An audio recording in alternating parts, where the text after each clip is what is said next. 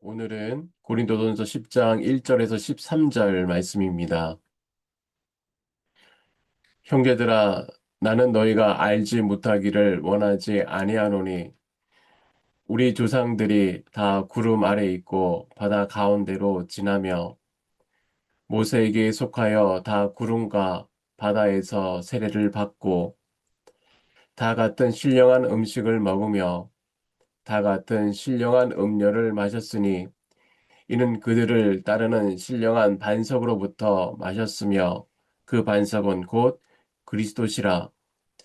그러나 그들의 다수를 하나님이 기뻐하지 아니하셨으므로 그들이 광야에서 멸망을 받았느니라.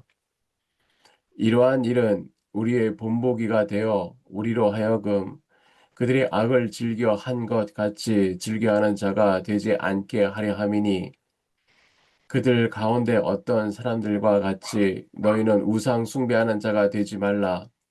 기록된 바 백성이 앉아서 먹고 마시며 일어나서 뛰논다 함과 같으니라. 그들 중에 어떤 사람들이 음행하다가 하루에 2만 3천 명이 죽었나니 우리는 그들과 같이 음행하지 말자. 그들 가운데 어떤 사람이 주를 시험하다가 뱀에게 멸망하였나니 우리는 그들과 같이 시험하지 말자.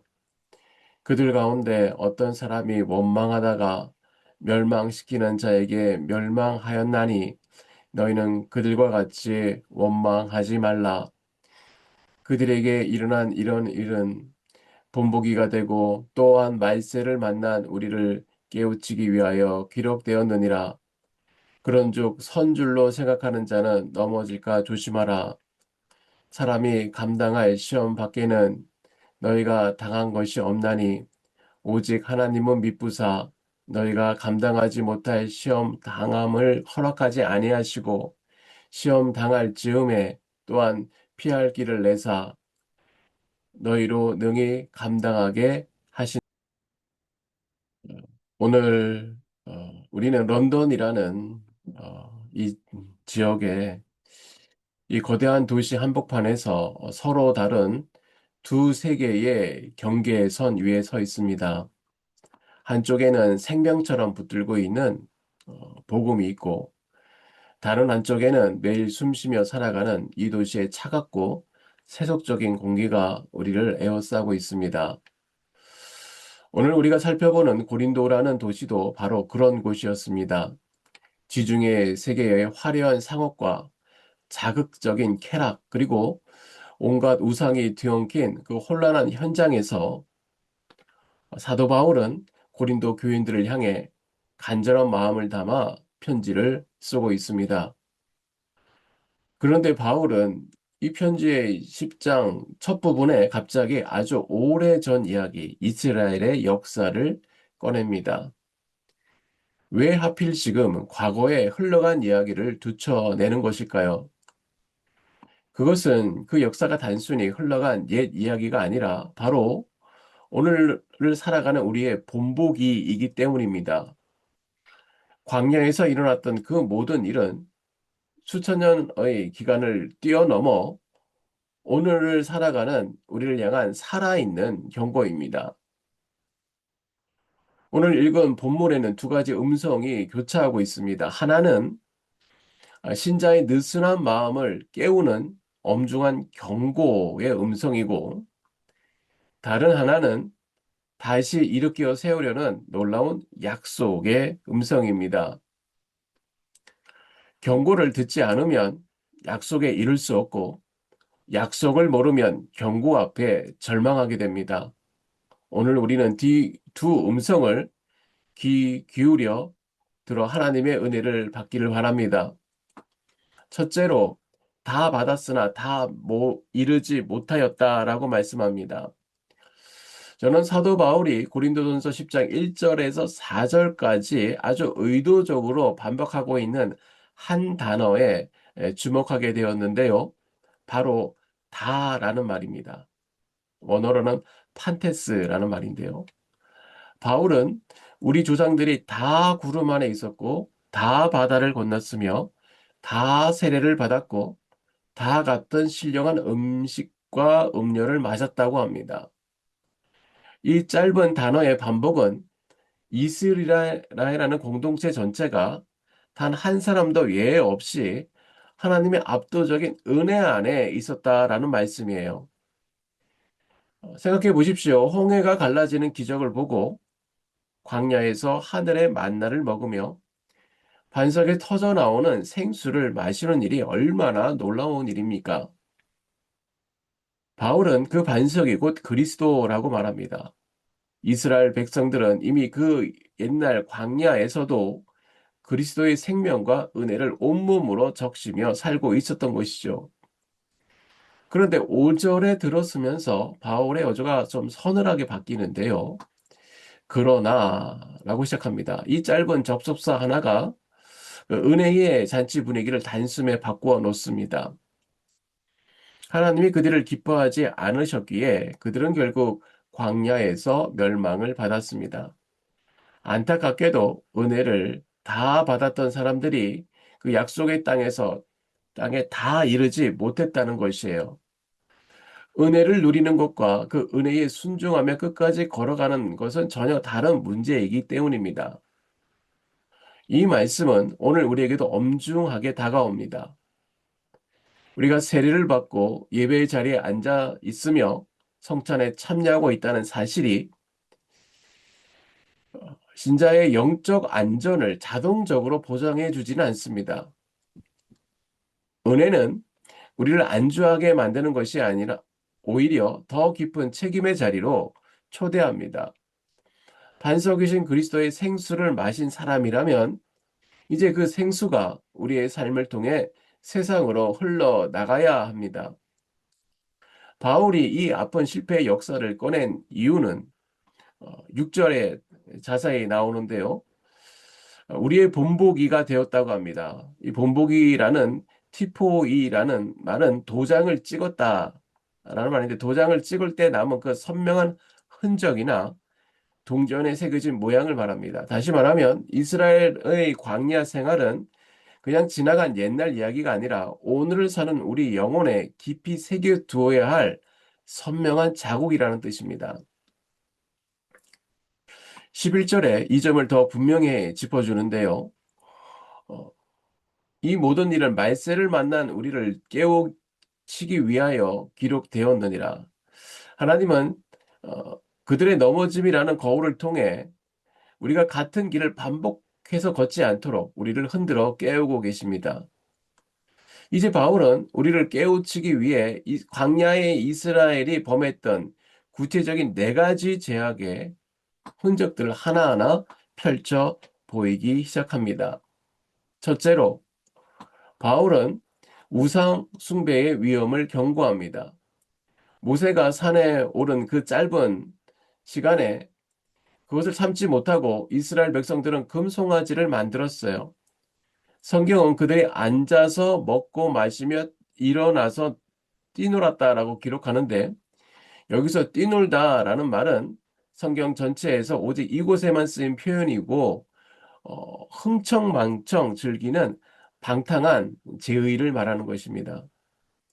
놀라운 것은 그들이 금송아지를 섬기면서도 그것을 하나님께 드리는 잔치라고 불렀다는 것이에요. 우상은 노골적인 악마의 모습이 아니라 때로는 우리가 그토록 바라는 안정된 삶, 인정받는 자리, 자녀의 성과 같은 매력적인 얼굴을 하고 찾아옵니다. 그것들 자체가 악은 아닐지라도 하나님보다 우선순위를 차지하는 순간 그것은 우리의 영혼을 잠식하는 금송아지가 됩니다. 둘째로 음행의 유혹에 대해 말씀합니다. 모함 여인의 유혹에 빠져 하루에 2만 3천 명이 죽었던 그 비극은 단지 육체적 범죄에 그치지 않았어요. 그것은 하나님과의 언약 관계를 저버린 뼈아픈 영적 배신이었습니다. 욥은 고난 중에도 나는 내 눈과 언약을 세웠다고 고백했습니다. 자신의 시선을 지켰다라는 것이에요. 우리가 살아가는 런던의 화려한 불빛 아래서 우리의 시선과 마음을 지켜내는 것, 그것은 우리가 감당해야 할 가장 경건한 훈련입니다. 셋째로 주님을 시험하지 말아야 합니다. 바울은 특별히 여기서 그리스도를 시험하지 말라고 기록합니다. 이는 광야에서 그들이 원망했던 분이 이미 우리 곁에 계신 그리스도였음을 말해줍니다. 하나님을 시험한다는 것은 그분을 내 기준에 맞추려고 하나님을 검증하려는 태도예요. 이 기도가 응답되면 믿겠습니다. 상황이 좋아지면 헌신하겠습니다. 라는 조건부 신앙이 바로 그것입니다. 하나님은 우리의 시험을 통과하셔야 하는 분이 아니라 우리의 전적인 경배를 받으시기에 합당하신 분이십니다. 마지막으로 원망의 유혹입니다. 홍해를 건넌 이들이 차라리 애굽에서 죽었더라면 이라 말하고 하늘의 만나를 먹으면서도 이 하찮은 음식이 역겹다라고 불평했습니다.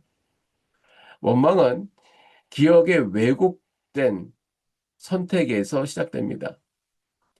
하나님이 이미 행하신 일은 잊어버리고 은혜는 다 잊어버리고 아직 하지 않으신 일에만 집중할 때만 원망이 자랍니다. 이방 문화 속에서 런던이라는 이 삶의 힘겨운 삶을 보낼 때에 우리도 원망의 유혹을 받지만 하나님은 지금까지 우리를 지켜오시고 함께 걸어오셨습니다. 그 걸어오신 그 역사를 기억할 때에 비로소 원망은 감사로 변할 수 있습니다. 결국 바울은 이 모든 실패의 뿌리에 탐욕이 있다고 지적합니다. 죄인인 줄 알면서 금지된 것임을 알면서도 기어이 가지고 싶어하는 그 강렬한 욕망이 이스라엘을 무너뜨렸습니다. 마지막으로 그러나 하나님은 신실하십니다. 경고는 절망으로 끝나지 않았어요. 바울은 12절과 13절을 연결합니다. 12절은 경고이죠. 선줄로 생각하는 자는 넘어질까 조심하라. 그리고 13절은 약속입니다. 오직 하나님은 미쁘사 너희가 감당하지 못할 시험 당함을 허락하지 아니하시고 시험 당할 즈음에 또한 피할 길을 내사 너희로 능히 감당하게 하시느니라. 이 두 절은 반드시 함께 읽어야 합니다. 경고 없는 약속은 감상이 되고 약속 없는 경고는 잔인함이 됩니다. 선줄로 생각하는 자는 넘어질까 조심하라. 이 말씀은 경고가 가장 필요한 사람은 누구입니까? 스스로 잘 서 있다고 확신하는 사람이라는 뜻이기도 합니다. 어, 바울은 어제 우리가 주일날 살펴본 9장 27절에 내가 남에게 전파한 후에 자신이 도리어 버림을 받을까 두려워하노라고 했습니다. 복음을 전하는 사람, 오랫동안 신앙생활을 해온 사람, 교회에서 직분을 맡은 사람, 바로 이런 사람이 영적 자만의 위험에 노출되어 있습니다. 이스라엘이 실패한 것은 무지해서가 아니에요. 그들은 하나님의 능력을 직접 경험했습니다. 그럼에도 불구하고 무너졌어요. 경험이 쌓일수록 오히려 겸손이 필요함을 보여줍니다. 하지만 바울은 경고로 끝내지 않습니다. 경고 다음에 반드시 위로를 줘요. 13절에 시험이라는 단어를 썼는데요. 이 시험이라는 단어는 어려움만 뜻하는 것이 아니라 이 말에는 시험과 유혹이라는 두 가지 뜻이 함께 있습니다. 즉 우리를 힘들게 하는 외부의 어려움도 있고 우리 안에 있는 그래서 우리를 넘어뜨리게 하는 유혹도 포함된다는 것이에요. 그런데 바울은 아주 중요한 사실을 말해줍니다. 우리에게 오는 외적이나 내적으로 오는 그 시험과 유혹이 아무리 커도 하나님께서 보실 때 그것은 우리가 전혀 감당할 수 없는 것이 아니라는 것이에요. 왜 그렇습니까? 하나님은 신실하신 분이시기 때문입니다. 하나님은 변덕스러운 분이 아니세요. 기분에 따라 달라지는 분도 아니십니다. 상황이 어렵다고 우리를 버려두는 분도 아니세요. 하나님은 어제도 신실하셨고 내일도 신실하시고 어, 앞으로도 영원히 신실하십니다. 그러므로 시험이 다가올 때 기억해야 할 것은 내가 강해서 버티는 것이 아니라 신실하신 하나님이 나를 붙들고 계시기 때문에 감당할 수 있다는 것입니다. 저는 본문을 묵상하면서 피할 길을 내사 이 말씀이 가슴에 와 닿았어요. 하나님은 시험이 나에게 다가오기 전에 이미 출구를 마련해 두셨어요. 마치 화재가 나기 전에 비상구를 먼저 설치해 놓은 것처럼 하나님은 우리가 시험을 당할 때에 대비해서 이미 피할 길을 준비하셨습니다. 이스라엘이 반석 앞에 서 있을 때에 모세가 지팡이로 치기 전에 그리스도인 반석은 이미 거기 계셨습니다. 오늘날 우리가 살아가는 광야도 마찬가지입니다. 우리가 미처 보지 못할 때에 하나님은 이미 우리 앞에 길을 내고 계십니다. 런던이라는 이방 땅에서 이민자로 살아가는 우리는 때로는 광야를 걷는 것처럼 느낍니다. 고국의 뿌리에서 떨어진 채 이 도시의 문화 속에서 그리스도의 정체성을 지켜 살아가는 것은 녹록지 않습니다. 이런 우리에게 오늘 본문은 우리에게 선언합니다. 그 반석이 이스라엘을 따라 다녔듯이 그리스도인 반석이 우리와 함께 계십니다. 우상 숭배의 유혹 앞에서, 음행의 유혹 앞에서 하나님을 의심하고 싶은 순간에 원망으로 무너질 때에도 그분은 이미 거기 계십니다. 말씀의 결론입니다. 오늘 본문을 다시 처음부터 생각해 봅니다. 이스라엘은 다 받았습니다. 구름도 바다도 만나도 물도 모두 다 하나님의 선물이었습니다. 그리고 그 중심에 반석이신 그리스도가 계셨어요.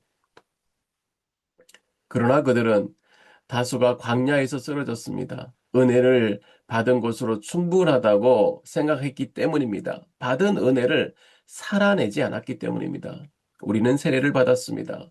우리는 그리스도의 몸인 교회에 속해 있습니다. 우리는 매일 말씀을 듣고 성찬에 참여합니다. 이것이 엄청난 큰 은혜입니다. 그러나 이 은혜가 우리를 자만하게 해서는 안 돼요. 오히려 이 은혜가 우리를 더 깨어있게 해야 합니다. 더 겸손해야 하는 것이에요. 더 간절하게 기도할 것을 말씀하십니다. 그때 우리가 시험 앞에 서는 날, 우상의 유혹이 너무나 매력적으로 다가오는 날, 불평과 운명이 입에서 쏟아질 것 같은 날, 하나님이 멀게 느껴지는 날, 오늘 본문 13절의 말씀을 기억하시기 바랍니다. 하나님은 미쁘십니다. 그분은 우리에게 감당할 수 없는 시험을 허락하지 않으십니다. 그분은 이미 피할 길을 예비하셨습니다. 광야를 지나 가나안에 이른 두 사람이 있습니다. 여호수아와 갈렙입니다. 그들은 특별히 강했기 때문이 아니라 성경은 그들이 어, 가나안에 이른 이유를 간단하게 말합니다. 민수기 14장 24절에 갈렙은 나를 온전히 따랐다. 온전히 따른다는 것, 그것이 답입니다. 주님만을 따르는 것. 우상 앞에서도 광야 앞에서도 이 낯선 이방 땅 런던의 그 막막한 삶에서도 그 반석이신 그리스도 위에 서 있는 자에게 시험이 끝이 아닙니다. 피할 길이 있습니다. 그 길 끝에 약속의 땅이 있음을 믿습니다. 그러므로 오늘도 반석 대신 예수 그리스도를 붙들고 하나님이 열어주시는 피할 길을 따라 약속의 땅을 향해 한 걸음씩 믿음으로 걸어가는 저와 여러분 되시기를 소망합니다. 오늘 말씀을 가지고 세 가지 기도 제목으로 함께 나눕니다. 첫째, 은혜를 받았다고 안일해지지 않고 끝까지 깨어있는 믿음을 주옵소서. 하나님, 우리가 세례를 받고 말씀을 듣고 예배드리는 은혜 안에 살면서도 자만하거나 너무 방심하지 않게 하시고 광야에서 넘어진 이스라엘의 실패를 거울 삼아 끝까지 겸손하게 깨어있는 믿음의 사람이 되게 하옵소서. 둘째, 우상과 탐욕과 원망의 유혹을 이기고 반석이신 그리스도만 따르게 하옵소서. 하나님, 런던의 삶 속에서 물질과 안정과 인정과 성공이 주님보다 앞서지 않게 하시고 우리의 마음을 늘 살피사 우상 숭배와 음행과 불신과 원망의 죄에서 지켜주시옵소서. 어떠한 상황에서도 반석이신 그리스도만 온전히 따르게 하옵소서. 세 번째, 시험의 순간마다 하나님이 예비하신 피할 길을 보게 하시고 끝까지 감당하게 하옵소서. 하나님, 유혹이 다가올 때에 낙심하거나 무너지지 않게 하시고 신실하신 하나님께서 이미 준비하신 피할 길을 있음을 믿음으로 바라보게 하옵소서. 광야 같은 인생길에서도 주님과 함께 끝까지 견디며 마침내 약속의 자리까지 나아가게 하옵소서. 우리 다 같이 잠시 기도하시겠습니다. 하나님 아버지, 감사합니다. 오늘 우리에게 귀한 말씀을 주시고 광야의 역사를 통해서 우리를 깨워주시니 감사합니다. 우리가 많은 은혜를 받고도 쉽게 방심하고 세상 속에서 우상과 탐욕과 원망에 흔들릴 때가 너무나 많습니다. 주님, 긍휼히 여겨 주시옵소서. 불쌍히 여겨 주시옵소서. 반석이신 예수 그리스도만 바라보게 하여 주시고 은혜 안에 서 있는 자로서 더욱 깨어 날마다 기도하며 겸손하게 주님을 의지하며 살아가게 하시옵소서. 무엇보다 신실하신 하나님께서 우리가 감당하지 못할 시험을 허락하지 않으신다는 것을 믿게 하여 주시고 고난 당할 때에도 피할 길을 내신다는 약속을 굳게 붙들고 살아가게 하여 주시옵소서. 그래 오늘의 삶이 감사로 가득 찬 삶이 될 수 있도록 주 성령께서 함께하여 주시옵소서. 우리와 함께 하시는 반석이신 예수 그리스도의 이름으로 감사하며 기도드립니다. 아멘.